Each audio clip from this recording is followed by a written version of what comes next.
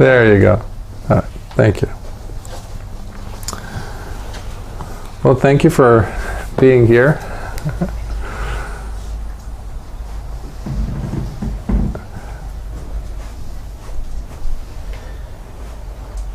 My father told me a story years ago. First of all, he became an apprentice at a barber shop when he was 12. And he did so because his mom, my grandmother, along with her sister, had survived the genocide, the Armenian genocide, as they ran out of their ancestral home. So they had walked for weeks in the desert as children. So when they had arrived in northern Syria, what today is Syria, so eventually, my dad is born, etc. And my grandfather died when my dad was very young. So she had to make a living, even though they had been very rich back in eastern Turkey, in Urfa. That's where they were from. So she was now on all fours, on hands and knees, cleaning up, sweeping floors, wiping the house of this French lady who was generous enough to have her come and clean her house, and that's how she made ends meet. So when my father became 12, he said, I don't want you to do that again. I will be the man of the house, and I want you to go and never be on your feet cleaning up anyone's home again. So he becomes an apprentice at a barber shop. So I didn't know this, but as I was growing up, my dad informed me how in those days, in the earlier days, barbers used to be barbers, but at the same time also they were the designated physician. They were the esthetician, they were the cosmetologist, they were everything. They were also the therapist. I didn't know this. So, because people would come, and years later when I was a child, I used to hear people, as they were being shaved by my dad, they would spill everything about their lives. And I would ask my dad, like, why are they telling you all this? And my dad would say, well, they probably have no one to talk with, or to share these concerns. So anyhow, the story that my dad told me stayed with me all these years. So apparently, and this apparently has really happened in the old country. There was this farmer who was trying to construct part of the house. This is happening approximately 100, 150 years ago. And by accident, he falls and he steps on a bag of nails, and one of them goes into his ankle. So he tries to take care of himself, but eventually, doing all the homeopathic remedies and things like that, but it just gets worse. So it gets swollen, all the nasty stuff, and he can't do anything. So in his village there was no doctor and no barber. So they end up telling him to go to this village next to theirs where there was a barber. So, and there was this apprentice who had just started at this barber shop. So this farmer comes in and shows him the ankle, and he says, please do whatever you can. I'm really in a lot of pain. I can't sleep at nights. I definitely can't function and plow the fields, etc. So he says, yes, don't worry about it. So he takes care of him. He gets rid of some of the pus and all that. So he mends the wound as best as what the man thinks is possible. And he covers it up with new bandages and things like that, and puts some ointment, and off you go. to show his appreciation. In those days, many people didn't have lots of money, so they had bartering system. So he brings them fruits, baskets of fruits, eggs, chickens, things like that. So long story short, this occurs for several months. 8 months, 9, close to a year and a half. One day, the barber, the head barber, is going to have to go to another village to take care of someone else. And he calls his apprentice over and he says, "You've seen me take care of this villager, right?" And he says, "This Thursday I won't be in the shop, so you need to take care of him. And he's going to give you bags and baskets of things, goodies, so just hand it over to my wife. Just leave it outside." And the person says, "Sure." So the man comes, and this apprentice looks at the wound, and it's all looking nasty, so he wipes it clean, this and that, and then he sees this black spot, and he looks careful, and he sees that the nail is in there. Has been left in there all this time. And he gives the man a piece of wood and he says, "I need you to bite on this because I need to pull this out, because otherwise, I don't know, my teacher, my master has obviously forgotten this inside." So he gets, long story short, not to make it too gruesome, he pulls it out and the man is screaming, blood comes out, pus comes out, and the man just goes, "Ah, I've never felt that comfort before." And he wipes it clean, takes care of it, bandage and all that. He says, "Off you go." Takes the baskets and takes it to his master's house. A week later, it's Thursday, and the farmer doesn't show up. The barber calls his apprentice over and says, "By the way, that villager come?" And he says, Yes, I'm glad you mentioned it, because how could you miss it? The nail was in there." And the barber just slaps him on the back of the head and he says, "That's how I've been feeding my family for a year." Okay. Now, is it relevant today? I think so. In our world of political correctness in every fashion,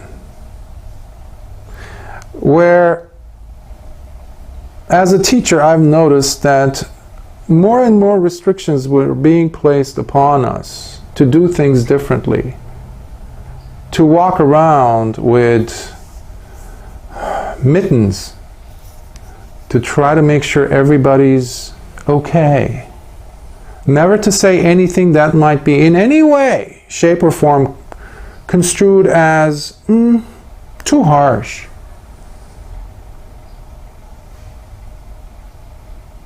It's become necessary for us to really dig in and do the work.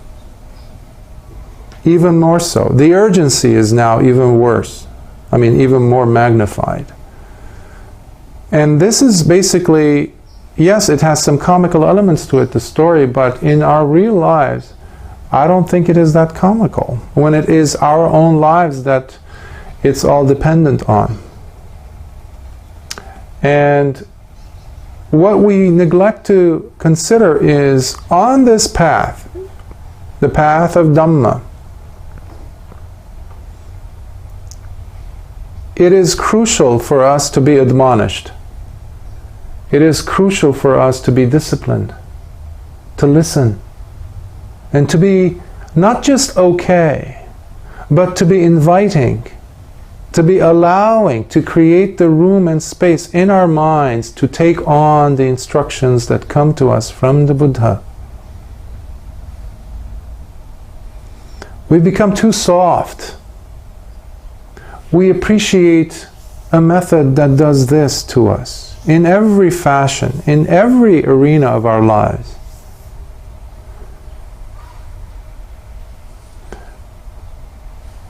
I come from a generation where we were, in many cases, caned with rulers and things. If the teacher thought that our nails were a little bit too long, painful. That's not the discipline I'm talking about. That's abuse. However, I notice how teachers are trying to bend over backwards to try to say something, but at the same time they're worried, what if I'm going to end up having a PTA meeting just for this because I might have said something that now the principal is going to call me over. Oops, there goes my job. My child had his feelings or her feelings hurt because the teacher said something that just rubbed them the wrong way. And teachers are losing careers, decades-long careers. And there goes the lives of numerous, countless other possible students that they would have taught. This is in the realm of teaching, education. Dhamma teaching is no different. I believe it's in the Anumana Sutta, Majjhima Nikaya 15, where Venerable Mahamoggallana, he was the second. He was one of the chief disciples, one of the two chief disciples. Mahamoggallana was second to the Buddha only in his psychic abilities. And he once addressed the bhikkhus and he said, "Bhikkhus, simply because a bhikkhu or a monk turns to the Buddha or comes to the teachers and says, 'Please give me the teachings,' that does not necessarily mean that they are a good candidate for receiving the teachings." So the other monks go, "Why?" Well, they say, there's other factors that need to be considered. Is this bhikkhu capable to being admonished? Can they become disciplined? How is their patience level? By the way, patience and discipline go hand in hand, and that's one of the reasons why when he was being asked about what is the highest virtue, the Buddha said, patience, khanti, is the toughest, because if you have that virtue, if you have that parami, that perfection, you pretty much have everything taken care of. And continuing on, Venerable Mahamoggallana says, many monks have tremendous anger, resentment. They have hate. They come from vengefulness.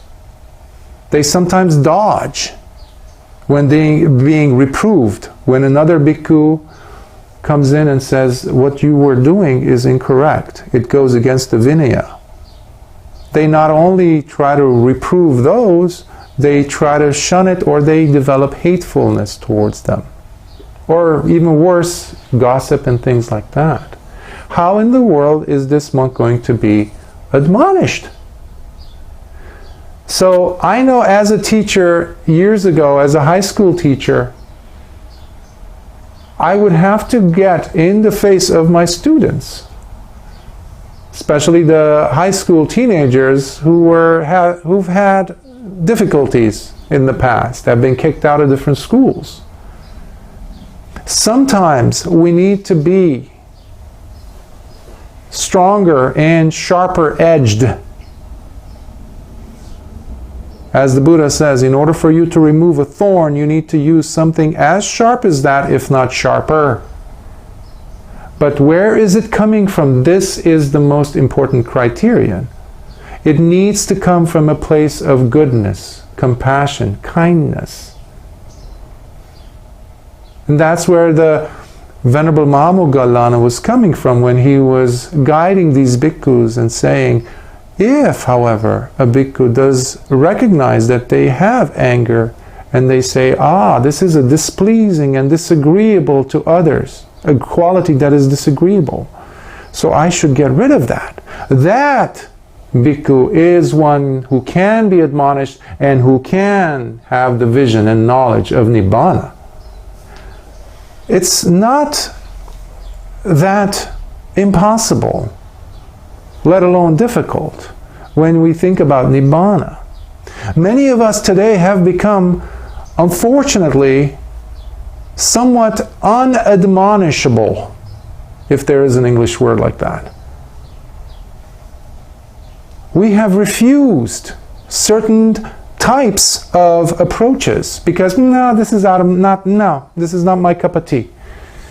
This is something no, it's too rough.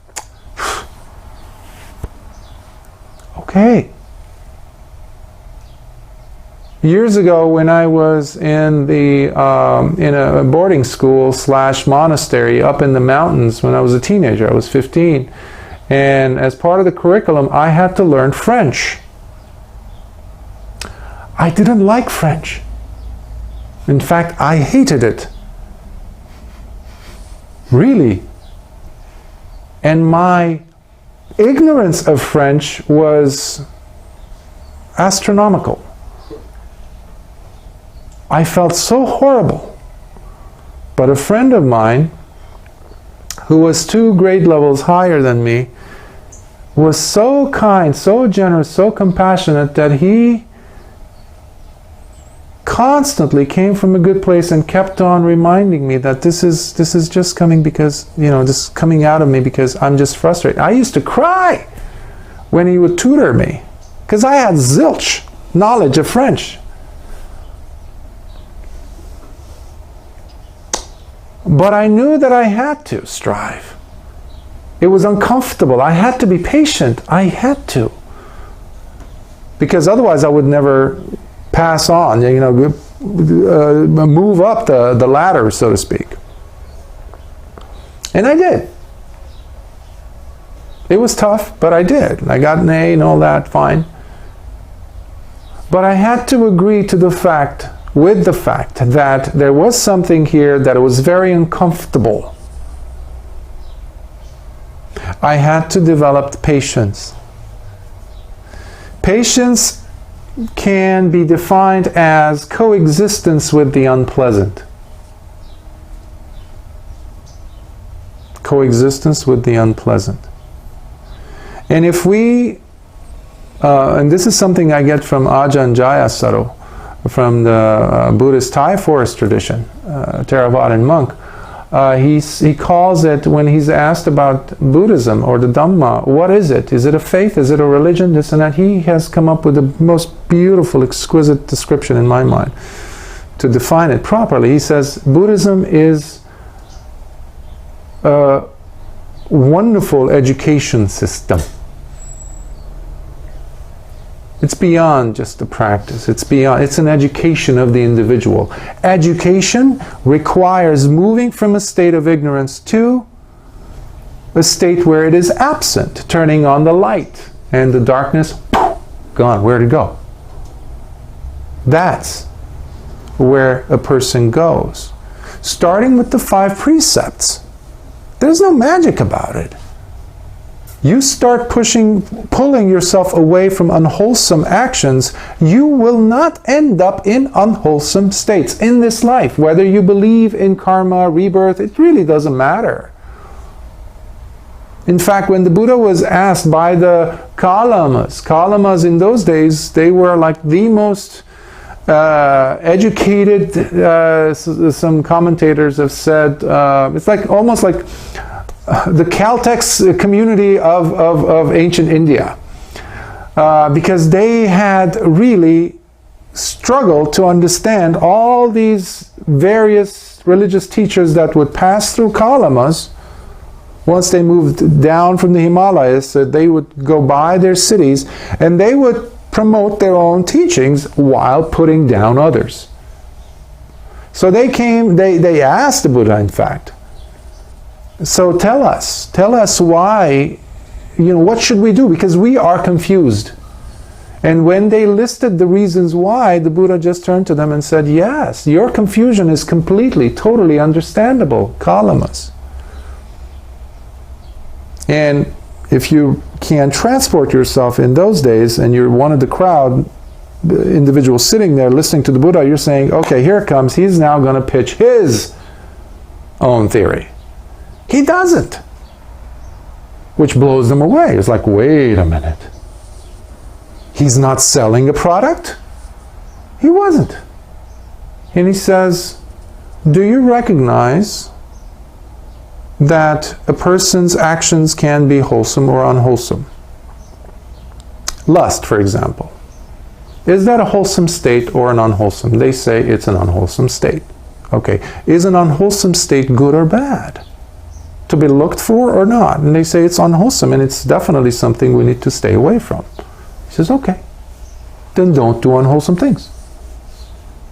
And the list goes on, from hatred to delusion.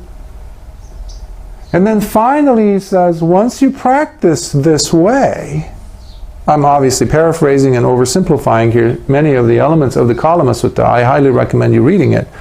But many people have used this sutta as, aha, Buddhism is in fact very scientific, and look over here, Kalama Sutta, then there's nothing like it. And yes, that is true. There's nothing like it in all of religious texts in the world. Because it brings the responsibility back to you, laying it in your lap. Do now what you see fit, based on the knowledge that you have. I say that because, well, there's the other aspect of Kalama Sutta that many people don't talk about or don't know about in some cases, and that is about applying the Brahma Viharas. He says, and this is one of the reasons why metta, for example, it has been more talked about by the Buddha in the suttas than even the breath. We have a fascination with the breath meditation. Yes, it's wonderful, it's impactful, it gets us to the goal, but compared to the metta or the Brahma Viharas, wow, they're in the hundreds, especially the metta, loving kindness practice. So the Buddha, at the end of the Kalama Sutta, brings the person into a place of experiencing connectedness with oneself and the world, and sharing and being generous, which also includes patience, love, metta. It includes wisdom. And the Buddha concludes that sutta by saying, and he radiates one corner of the universe out of the 6. 1, 2, 3, 4, 5, and 6. The first corner with metta, radiating it boundlessly. And after he does that, he turns to the other quarter, and then he does that for a few more minutes or half an hour, etc. And then he does that with the other quarter, etc., until up as it is down, and then he radiates like a globe all throughout the universe. So there is no more separation. There is no silver lining between myself and you. A teacher comes from that space. A teacher comes from a place where they are trying to help the student remove the obstacles of ignorance. They were there. They were in the mud. They were in the mire. They were in the gunk of it all. And they see the student. And you have to reach in and pull that person out if they are willing and wanting to. I remember actually in 1990, when the war was still pretty bad in Lebanon, and I was then there. And we were sleeping in our parents' room in this one bed. And my mom and dad were sleeping on the floor. My brother and I were on the bed, and my older brother was on the sofa. And in the middle of the night, at 1 or 2 a.m., the bombs would just start falling on your head. You just didn't know. Like, you just didn't know if it's going to hit you or not. So we were always living in this hyper-vigilant, extremely traumatic, totally unsafe world. So it had been numerous times where we had to, like, half awake, get up, grab what you can, and rush out of the house. and down the stairs, 4th flight of stairs, to go to this tiny little home of this old lady whose house apartment we thought, because it was a building, apartment building, and we had to beg her to take us in. So, all of a sudden, these multiple rocket launchers would start going off, boom, boom, boom, like 10, up to 40 sometimes. And then you start hearing them crash closer. And they get closer, closer, closer. So one time, it was around 2 a.m. My dad woke up, quickly opened the door, and they were rushing out because the bombs, explosions, the rocket motors falling were getting closer, really loud. So you knew you probably were going to be next. And I'm trying to wake up my brother, younger brother, who's next to me. And he's a heavy sleeper. And he was only about 10 at the most, 10, maybe 11. He couldn't get up, and he was big already. He was almost like 5'8". And I had to, and I'm awake, but I have to do it. And they're all gone, and my brother's next to me. So I don't know with what force I was able to actually get him off the bed while I'm in the bed and push him up into a standing position. And and I got up, jumped up, grabbed hold of him so he doesn't fall, and rushed him out. And we rushed back all the way down to the 1st floor, the basement. That is admonishing. That's the spirit, at least, that I see present when a teacher is seeing a student burning. Several talks earlier, I mentioned one of the themes was actually talking about the craving as burning. Everything is burning. So creating that urgency is very similar to having your head being on fire, actually. How often do we get to feel that urgency? And that is the crucial part that I would love for you to take with you. According to that fire, I need to actually do something to address it. And I know our time is close to, we have 10 minutes, but just to kind of wrap things up, perseverance is very much in hand with patience. And that's why having the wisdom element always being present, and that's what distinguishes the Buddhist path from others, as far as my experience tells me. This is my understanding. And I'm going back to the Nikayas when I say this, that the Buddha's insistence on discernment was key. So please bring that in there. Even if you're hearing something, if you're reading something that you would go, oh, that's so off-putting for me. It's so blasé, it's so out of our time. Give it a few moments. Try to chew on it. Try to see if maybe I've become too dull. Maybe I've become too lazy. Too comfort-seeking.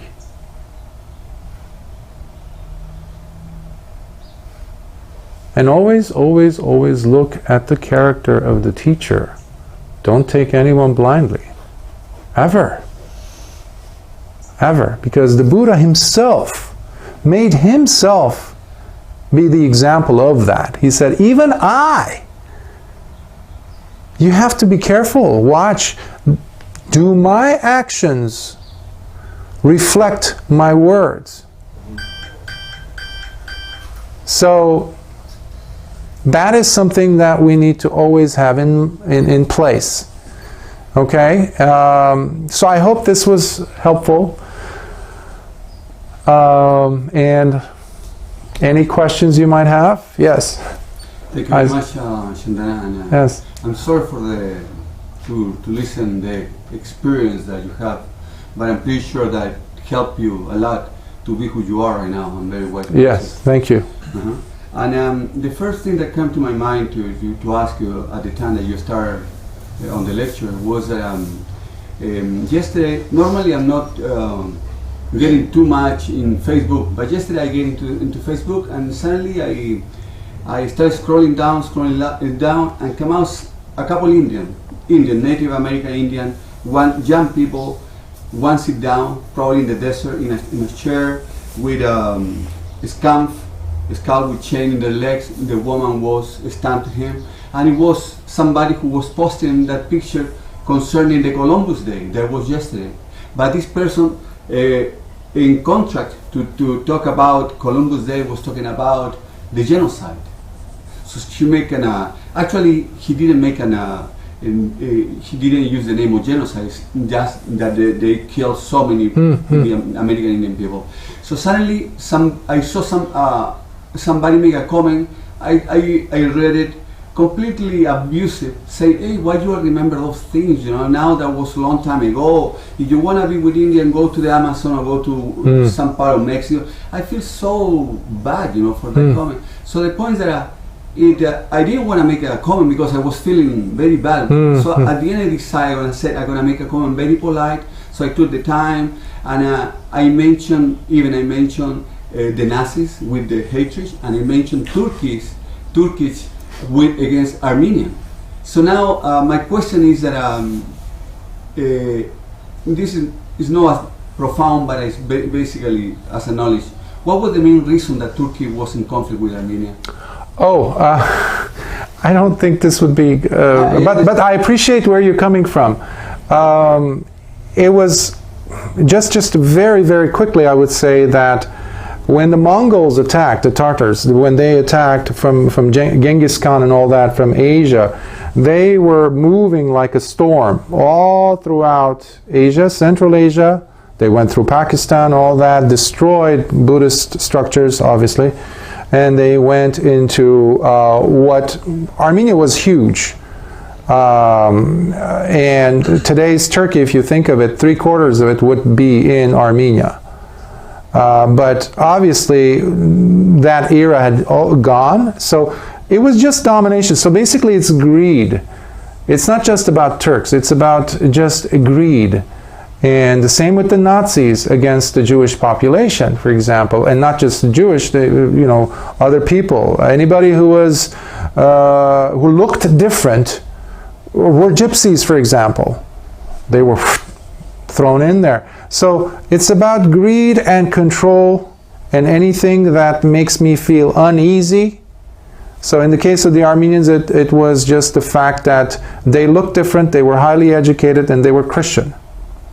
The others were not, when they were attacking the Turks, etc., because they were also changing. So it's not just about one particular culture. It's about those factors that include greed, hatred, and delusion. And those are the things. So as far as Facebook goes, I highly encourage you to practice discipline. In fact, if you can avoid, go ahead and do so. But it's very, very, very tempting when you see something there that is blatantly subhuman, like what you described. Somebody saying something like that. You have to be out of your mind or completely ignorant to say that. But the tendency that we have, or a normal person would have, is just to come in and say, I have to fix you. And that is dangerous. Because before I fix you, this person who's definitely ignorant, I need to see what's happening with me, because you described it beautifully. There's hatred, there's anger coming up. Who's that happening to first? Me.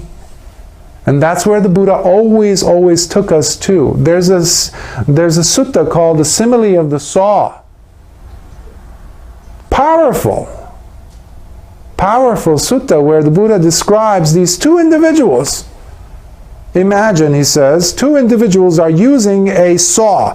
The ones that people used for bringing down redwood trees and huge trees. So it's two-handed. Two individuals have to use it.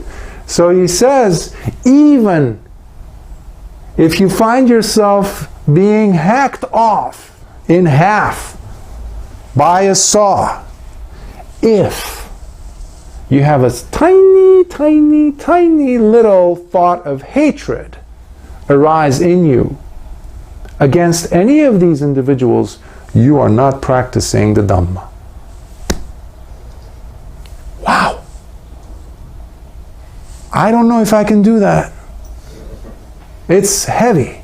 But look at the spirit. Now, can you bring that level of metta when you're reading that? And that's what the Buddha was saying. Be able to radiate that to each corner of the six. So we'll talk about this after. Yes, yeah. Thank you for your talk. I'm wondering if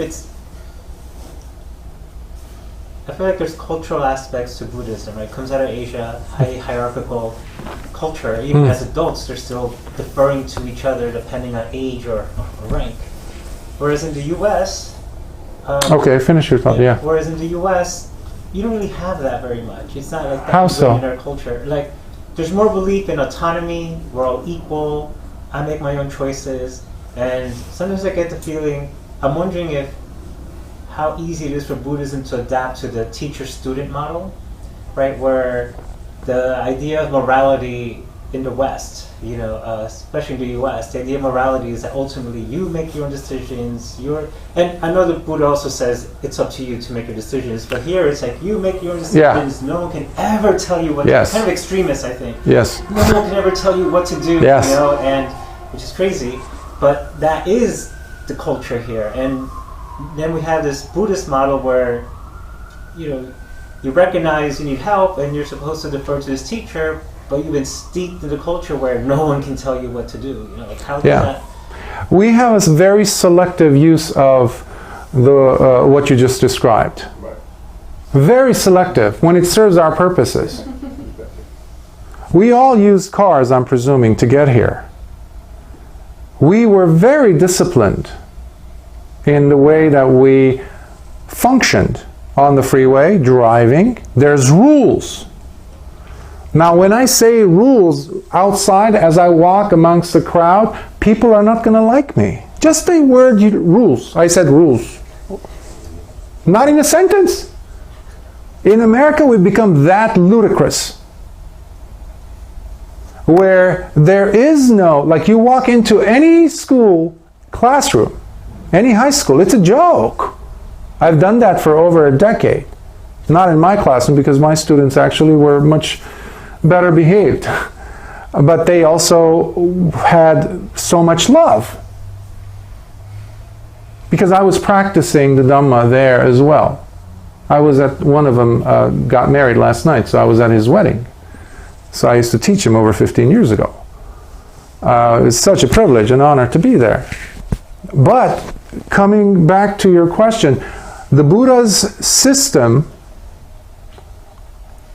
has been so valid and so accurate in thinking about the structure and all our frailties.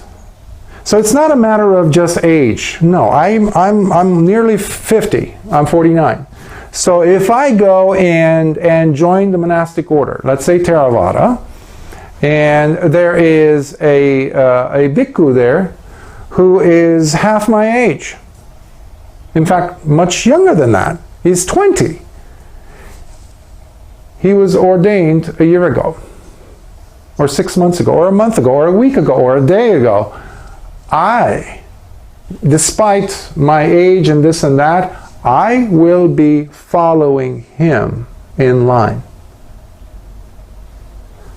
Talk about educational system that works. Why? Because it is humbling. This has to go back to this idea of individuality that the West has been a big proponent of, and it's also been a cause for major wars as well. It's like the blind leading the blind under these huge lofty ideals that are not true, or they cannot come true. Because there isn't a healthy system. You don't believe me? Just look around. It's the chaos that's happening in the world in the name of oh, we're all equal. It's impossible. We can't be equal. Somebody's 5'5", the other one's 5'6". How can that be equal? Well, it's not the same. No. We have to question the principles that we have come to accept blindly versus traditions that if we try to dilute, we will lose our own humanity, and we are. You have mothers throwing their newborn babies into the trash can. Wow. Wow. Where are our values there?